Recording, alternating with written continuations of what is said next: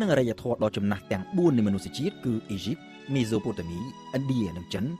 មានទំនាក់ទំនងរកស៊ីជាមួយគ្នាច្រើនតាំងពីយុគសម័យបុរាណក៏ប៉ុន្តែប្រជាជននៅក្នុងតំបន់ទាំងមូលនេះច្រើនតែជាអ្នកជំនាញខាងការដឹកជញ្ជូនតាមផ្លូវគោកឬក៏មានការដឹកជញ្ជូនតាមផ្លូវទឹកខ្លះដែរក៏ប៉ុន្តែគឺជាការដឹកជញ្ជូនតាមដងទន្លេបើគេនិយាយអំពីអ្នកជំនាញខាងដើរសមុទ្រវិញគេត្រូវទៅមើលបណ្ដារដ្ឋដែលចាប់កំណើតឡើងជាបន្តបន្ទាប់គ្នានៅជុំវិញសមុទ្រមេឌីទែរ៉ាណេយើងស្ថិតនៅក្នុងអំឡុងយុគសម័យលង្ហិនគឺប្រមាណពី 3000 ឆ្នាំមុនគ្រិស្តសករាជរហូតដល់ប្រមាណជា 1000 ឆ្នាំមុនគ្រិស្តសករាជនៅខាងជើងឆ្នេរសមុទ្រអ៊ីជីបក្នុងសមុទ្រមេឌីទែរ៉ាណេមានកោះដ៏ធំមួយឈ្មោះថាកោះក្រែតដែលបច្ចុប្បន្ននេះគឺជាផ្នែកមួយនៃប្រទេសក្រិចគឺអ្នកកោះក្រែតនេះហើយដែលជាអ្នកដោះគំនិតនិងមានជំនាញខាងនាវាចរតាមផ្លូវសមុទ្រមុនគេដោយពួកគេបានបង្កើតនាវាសមុទ្រមួយប្រភេទដែលមានឈ្មោះបោះសម្លេងពាសពេញផ្ទៃសមុទ្រតាំងពីយុគសម័យបុរាណរហូតដល់សតវត្សទី14នៃគ្រិស្តសករាជនាវាសមុទ្របង្កើតឡើងដោយអ្នកកោះក្រែតនេះត្រូវបានគេឲ្យឈ្មោះតាមភាសាក្រិចបុរាណថា Galea ហើយតាមភាសាបារាំងបច្ចុប្បន្នថា Galea គឺជាប្រភេទនាវាសមុទ្រដែលមានក្តោងផងនិងមានដងចែកផងដែលតម្រៀបជាជួរទាំងសងខាងតាំងពីក្បាលរហូតដល់កន្ទុយដោយសារតែនៅសម័យកាលនោះមនុស្សនៅមិនទាន់រកឃើញទ្រឹស្ដីរូបវិទ្យាដើម្បីអាចប្រើកម្លាំងទល់នឹងកម្លាំងបាននៅឡើយដូច្នេះនៅក្នុងការបើកបរនាវា Galea គេអាចបើកក្តោងប្រើតែនៅពេលណាដែលមានខ្យល់បក់មកពីខាងក្រោយប៉ុណ្ណោះហើយក្រៅពីនេះគេត្រូវមានមនុស្សចែវទើបវាអាចធ្វើដំណើរទៅមកបា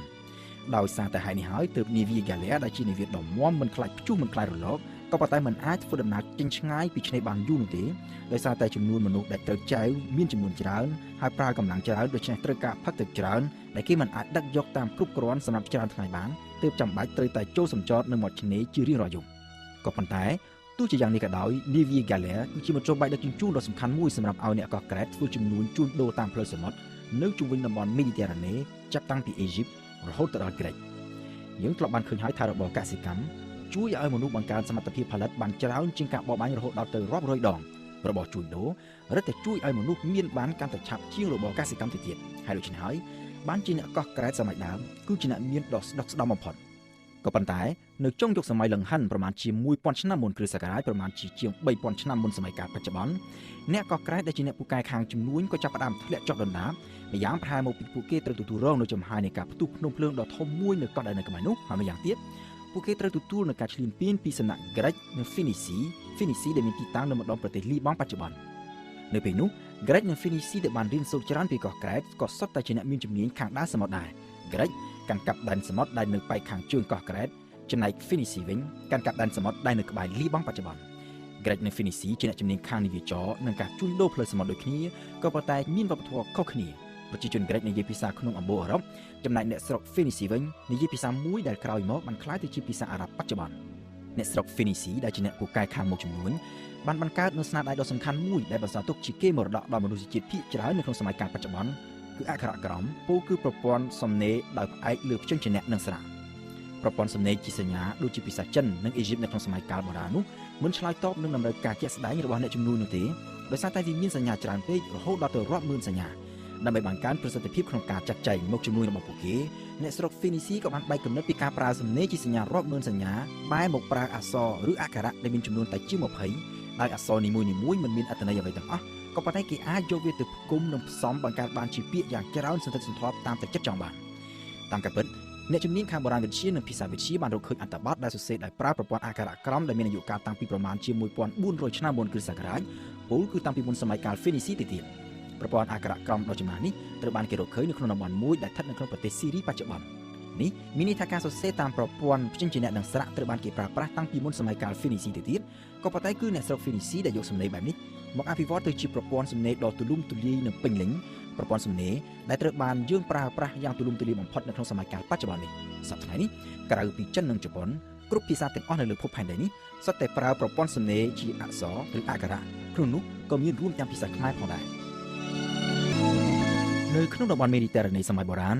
ក្រិចនិងហ្វីនីស៊ីមិនធ្វើសង្គ្រាមនឹងគ្នានោះទេក៏ប៉ុន្តែពួកគេធ្វើការបែងចែកដែនឥទ្ធិពលគ្នាដើម្បីបោះទីតាំងធ្វើអាណានិគមទៅតាមទិសដៅរៀងៗខ្លួនគឺក្រិចនៅឆ្នេរប៉ែកខាងជើងនៃសមុទ្រមេឌីទែរ៉ាណេចំណែកហ្វីនីស៊ីនៅឆ្នេរប៉ែកខាងត្បូងអាណានិគមក្នុងន័យនេះគឺខុសពីអាណានិគមក្នុងសម័យទំនើបសម្រាប់ពួកក្រិចនិងហ្វីនីស៊ីនៅសម័យដើមនៅពេលណាដែលទីក្រុងមួយមានមនុស្សច្រើនពេកក្រុមគ្រួសារខ្លះក៏ចាក់ចេញពីក្រុងនេះទៅកាន់ទីកន្លែងថ្មីដែលនៅតាមកោះឬតាមបណ្ដោយឆ្នេរសមុទ្រមេឌីទែរ៉ាណេដើម្បីបង្កើតទៅជាទីក្រុងថ្មីមួយដែលមានរចនាសម្ព័ន្ធគ្រប់គ្រងឯករាជ្យដាក់ចេញពីក្រុងចាស់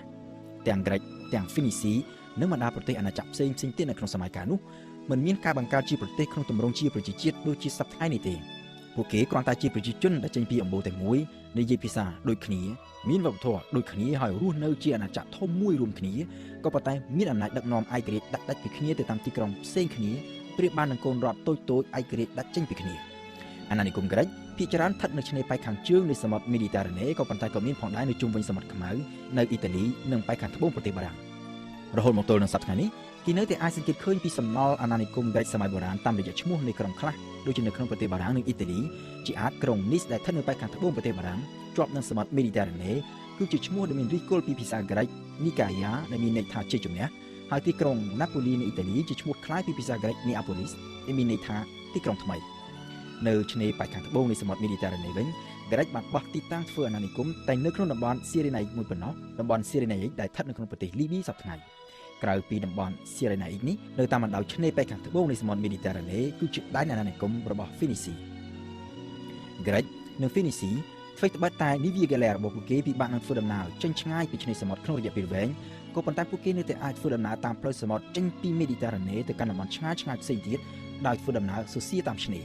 ពួកក្រិចធ្វើដំណើរចេញពីមេឌីតេរ៉ាណេដោយឆ្លងកាត់ច្រកសមុទ្រ Gibraltar ដែលស្ថិតនៅចន្លោះប្រទេសអ៊ីស្ប៉ាញនិងម៉ារ៉ុកនៅពេលចេញពីច្រកសមុទ្រ Gibraltar ពួកក្រិចធ្វើដំណើរទៅទិសខាងជើងទៅដល់អង់គ្លេសហើយបន្តរហូតទៅដល់សមុទ្របាល់ទិកពួកហ្វេនីស៊ីវិញធ្វើដំណើរកាត់តាមសមុទ្រក្រហមដែលនៅចន្លោះអ៊ីជីបនិងអារ៉ាប៊ីសាអូឌីតបច្ចុប្បន្នចាក់ចុះទៅទិសខាងត្បូងរហូតទៅដល់ឥណ្ឌា